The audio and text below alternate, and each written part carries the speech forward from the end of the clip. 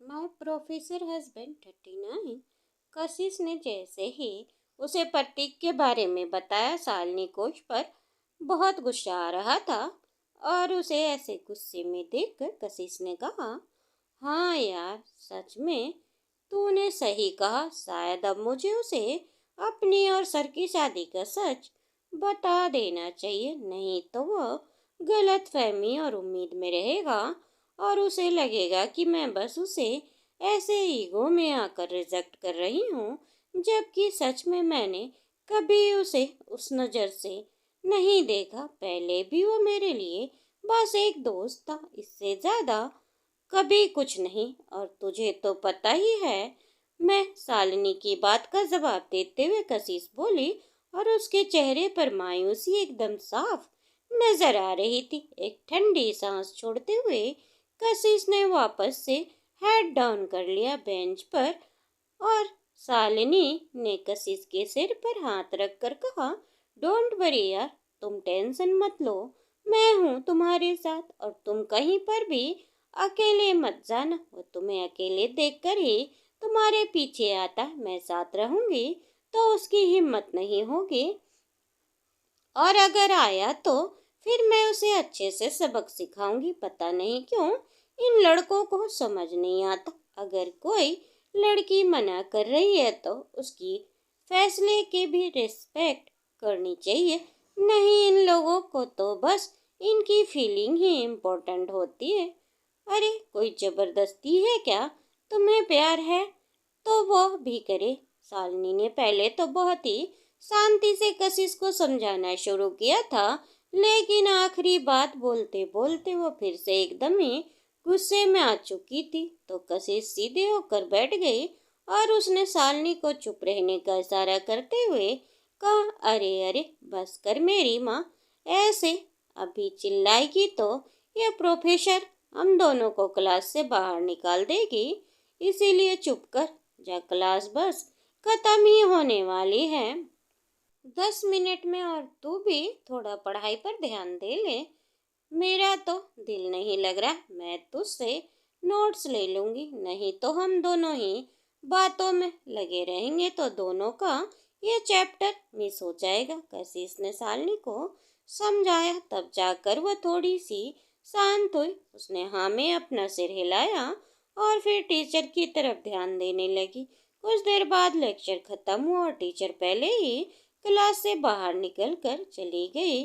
तो उनके उठने के बाद बाकी सारे स्टूडेंट भी एक एक करके क्लास से बाहर जाने लगे और फिर कशिश ने भी अपना एक सामान बैग में रखा और शालिनी ने भी। फिर वो दोनों ही बाहर निकली। वह दोनों सबसे पीछे बैठी हुई थी। लास्ट में ही बाहर निकलकर अब तक सारे स्टूडेंट बाहर जा चुके थे और दरवाजे पर भी कोई नहीं था। लेकिन वह दोनों लड़की जैसे ही उस लेक्चर रूम से बाहर आई, तुरंत ही प्रतीक कशिश के सामने आ गया। प्रतीक को सामने देखते ही कशिश अपनी जगह पर रुक गई और उसने बुरा सा मुंह बनाते हुए कहा, ओ प्लीज नहीं, फिर से नहीं। उसके चेहरे पर इरिटेशन साफ नजर आ रही थी और कशिश को देखते ही प्रतीक ने कहा, कितना और कहाँ भागोगी तुम मुझसे? मैं तुम्हारा पीछा इतनी आसानी से नहीं छोड़ने वाला। एटलीस्ट जब तक मुझे एक प्रॉपर रीजन नहीं बता देती, तब तक तो बिल्कुल भी नहीं। प्रतीक की ऐसी बात सुनकर कशिश को उस पर बहुत तेज गुस्सा आया और उसने प्रतीक को उंगली दिखाते हुए कहा, बस बहुत हो गया तुम्हारा। अब अगर तुम मेरे पीछे आए या मुझे कुछ है भी ऐसा वैसा कहा तो मैं सीधे तुम्हारी शिकायत प्रिंसिपल से कर दूंगी और तुम्हें कॉलेज से सस्पेंड करवा दूंगी। इसीलिए अब मेरे पीछे मत आना। और मैं तुम्हें पहले भी कहा, मैं किसी और से प्यार करती हूँ, तुम्हें समझ नहीं आता क्या? इतना बोलकर कशिश शालिनी के साथ आगे जाने लगी। शालिनी का तो मन हो रहा था प्रतीक को अच्छे से बातें सुनाए, लेकिन कशिश ने उसे साथ चलने का इशारा किया तो वो चुपचाप उसके पीछे आ गई, क्योंकि वह दोनों ही बात नहीं बढ़ाना चाहती थी। लेकिन प्रतीक इतनी आसानी से कहाँ मानने वाला में से था। वह भी तुरंत शालिनी और कशिश के पीछे आया उसने एकदम ही कशिश का हाथ कसकर पकड़ लिया, उसकी कलाई पकड़कर रोकते हुए कहा, तुम्हें पता है मैं पिछले 1 घंटे से यहाँ खड़ा हूँ। जब से तुम क्लास के अंदर गई थी तब से ही मैं तुम्हारे यहाँ पर इंतजार कर रहा हूँ और तुम्हें लगता है मैं तुम्हें दोबारा मुझसे बचकर चली जाओगी। और अगर बताओ तुम किसी और से प्यार करती हो तो वो कोई और कहाँ है? कभी मुझे तुम्हारे साथ क्यों नहीं दिखा? यही कॉलेज का तो होगा ना। अब ये मत बोलना कि वो कॉलेज से नहीं है, क्योंकि मुझे पता है तुम झूठ बोल रही हो। तुम्हारी लाइफ में कोई नहीं है।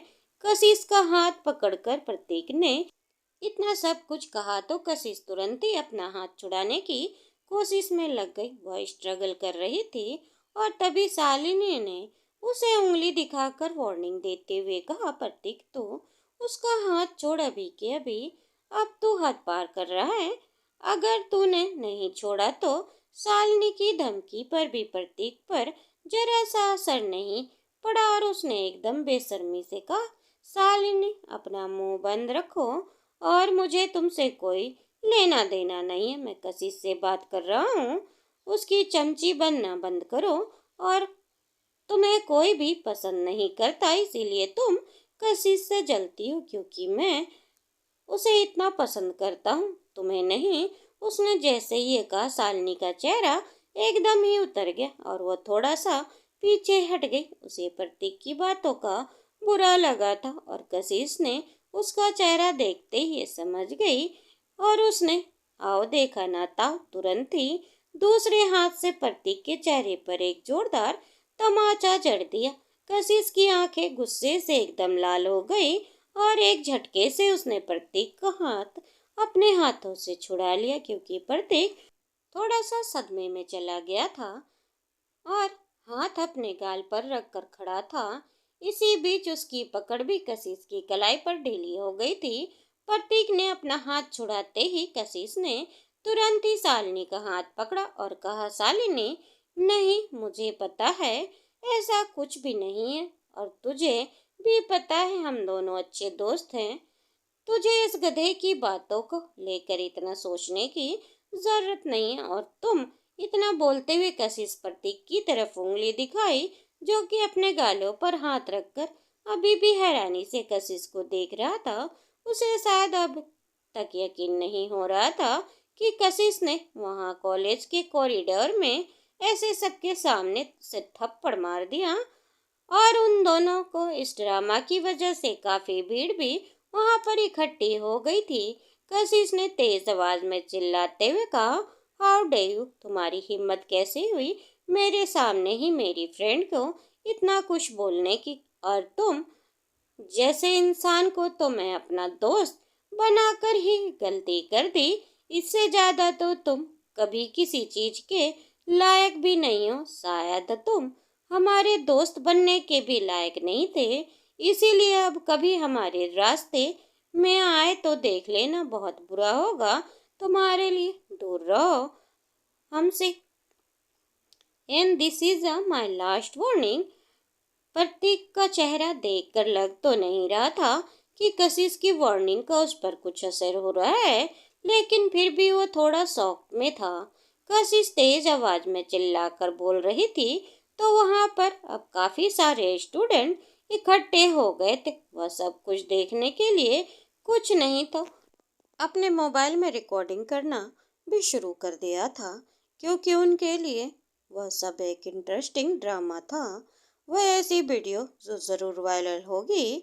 और तभी कुछ टीचर्स का ध्यान भी वहाँ पर हुआ और वह लोग उसी तरफ आने लगे, लेकिन तभी पीछे से एक गहरी आवाज़ आती हुई उन लोगों के कानों में पड़ी।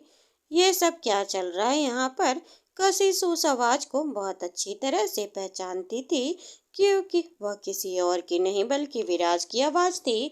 विराज को वहाँ पर आना कोई इत्तेफाक नहीं था, क्योंकि जिस क्लासरूम के सामने खड़े होकर वह तीनों आपस में बहस कर रहे थे, विराज की नेक्स्ट क्लास इस लेक्चर रूम में थी। इसीलिए वो अपने हाथ में अपना सारा सामान लेकर वहां पर आया था। लेकिन जब उसने कशिश, प्रतीक और शालिनी को इस तरह से देखा तो वो बिना इंटरफेयर किए नहीं रह पाया। विराज के पीछे एक दो और टीचर भी उस तरफ आए थे, लेकिन विराज को बीच में बोलता देख वह लोग चुप रह गए और विराज ने आगे आते हुए कहा, मैंने कुछ पूछा है, कोई जवाब देगा मेरी बात का। कशिश ने नजर उठाकर विराज की तरफ देखा और कहा, सर वह ये प्रतीक। इसके आगे वह कुछ बोल पाती, तभी प्रतीक ने बीच में बोलते हुए कहा, नहीं सर, कोई भी बात नहीं है, बस छोटी सी बात को लेकर बहस हो गई हम दोस्तों में, तो ये सब होता ही रहता है। प्रतीक ने जानबूझकर बात को टालने की कोशिश करते हुए कहा, लेकिन शालिनी तुरंत ही बीच में बोल पड़ी, झूठ बोल रहा है ये सर। सबसे पहले तो हम तीनों को कोई भी दोस्त नहीं है, सिर्फ मैं और कशिश दोस्त है। उल्टा ये कशिश को परेशान कर रहा है कि वह उससे प्यार करता है और जबरदस्ती कशिश भी उससे प्यार करे। कशिश ने साफ लफ्जों में मना कर दिया, लेकिन फिर भी इसे समझ नहीं आता, बेवकूफ गधा है ये और हमारा दोस्त नहीं है ये अब से। शालिनी ने जैसे ही ये सब कुछ बताया तो वह सुनकर भी राज का खून एकदम ही खौल उठा और उसने गुस्से भरी लाल नजरों से प्रतीक की तरफ देखते हुए कहा, तुम्हें सुनाई नहीं देता या फिर समझ नहीं आता? अगर कोई लड़की मना कर रही है तो तुम्हें उसके पीछे नहीं जाना चाहिए ना, और इस तरह से यहाँ पर तमाशा लगा कर रखा है।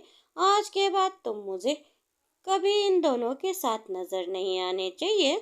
चले जाओ यहाँ से, नहीं तो मैं तुम्हारे पेरेंट्स को कॉल करूँगा और प्रिंसिपल ऑफिस में तुम्हें लेकर जाऊँगा। उसके बाद तो तुम जानते ही हो तुम्हारे साथ क्या होगा, क्योंकि वहाँ पर और भी टीचर स्टूडेंट खड़े हुए थे।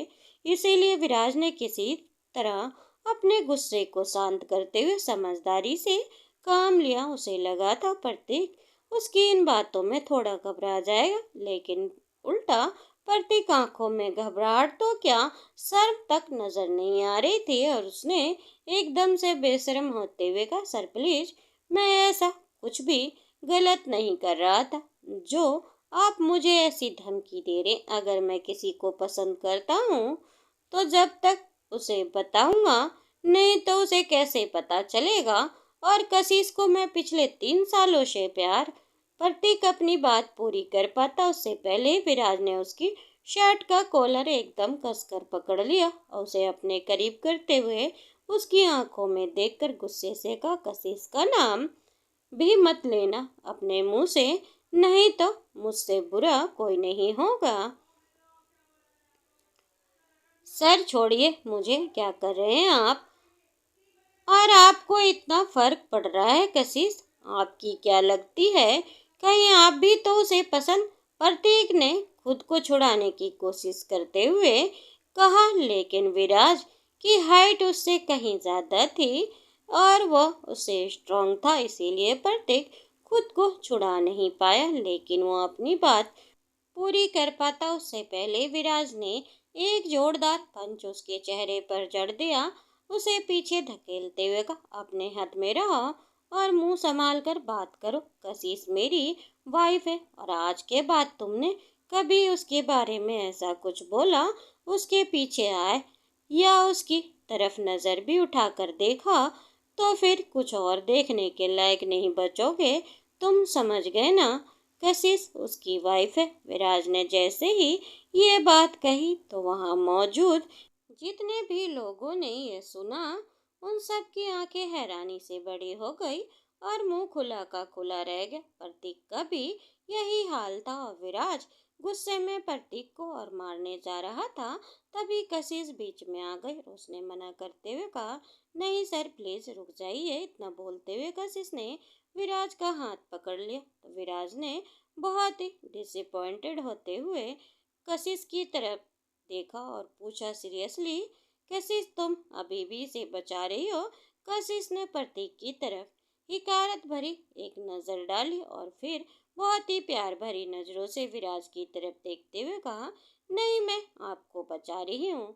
मैं नहीं चाहती इस जैसे बेकार इंसान के लिए आपकी रेपुटेशन पर कोई भी असर पड़े। कशिश ने बहुत ही प्यार और अपनेपन से ये बात कही थी। उसकी आंखों में विराज के लिए जेन्युइन कंसर्न नजर आ रहा था। और जैसे ही विराज ने इस बात को नोटिस किया, उसने तुरंत ही प्रतीक को छोड़ दिया और धीरे से अपना सिर हिलाते हुए उसने कशिश के कंधे पर हाथ रखकर पूछा, तुम ठीक हो ना? कशिश, देखो, ऐसा कुछ भी हो तो तुम तुरंत ही मुझे कॉल करना। ये कॉलेज में कोई भी तुम्हें परेशान करे, मेरे रहते कोई ऐसा नहीं कर सकता। अब कशिश ने विराज का हाथ पकड़ते हुए कहा, मुझे पता है, और अब तो वैसे भी कोई मुझे परेशान करने की हिम्मत नहीं करेगा। प्रोफेसर की वाइफ जो हूँ मैं। इतना बोलकर कशिश हल्का सा मुस्कुराई और शालिनी भी उन दोनों को देखकर खुश हो रही थी, क्योंकि वह दोनों साथ में बहुत अच्छे लग रहे थे और एकदम परफेक्ट कपल। लेकिन दूसरी तरफ को प्रतीक अपने कानों पर यकीन नहीं हो रहा था। लेकिन वो अपने सामने जो देख रहा था उसे पूरी तरह से नकार भी नहीं सकता था। वहां पर कॉलेज के कुछ स्टूडेंट, एक दो टीचर और एक दो कॉलेज स्टाफ भी था, जिन लोगों ने ये पूरी कंसर्न सुनी। और उन लोगों को भी कशिश और विराज की शादी के बारे में पता चला, तो वह सब आपस में बात करने लगे। कुछ स्टूडेंट ने तो उनकी वीडियो क्लिप भी बना ली थी, जिसमें वह दोनों इतने प्यार से एक दूसरे से बातें कर रहे थे। और प्रतीक ने आगे आते हुए कहा, प्रोफेसर और स्टूडेंट का रिश्ता रूल के खिलाफ होता है, और तुम दोनों की शादी कैसे हो सकती है? कशिश, तुम तो अभी इतनी छोटी हो एज में, अभी तुमने किसी को डेट भी नहीं किया, सीधे शादी? मुझे पता है तुम झूठ बोल रही हो। तुम बस विराज सर को पसंद करती हो, और शायद ये भी तुम्हें इसीलिए तुम बचाने के लिए ये प्रतीक ने फिर उनके बीच में आने की कोशिश की, तो विराज ने अपना हाथ आगे बढ़ाकर तुरंत ही प्रतीक को रोक जाने का इशारा किया, क्योंकि वो नहीं चाहता था प्रतीक कशिश के बिल्कुल भी नजदीक आए। उसने कशिश के पीठ पर हाथ रखते हुए उसने करीब खींचा और प्रतीक की तरफ देखकर कहा, हम झूठ बोल रहे हैं या फिर सच? मुझे तुम्हें अपनी शादी का सबूत देने की कोई जरूरत नहीं है। दोस्तों, उम्मीद करती हूँ आपको ये कहानी पसंद आई होगी। कहानी पसंद आई हो तो वीडियो को लाइक, चैनल पर नए हो तो चैनल को सब्सक्राइब करना ना भूलें। बेल आइकन दबाएं, जिससे मेरी वीडियो की फ्री नोटिफिकेशन आप तक पहुँचती रहे। हमें कमेंट करना ना भूलें। धन्यवाद दोस्तों।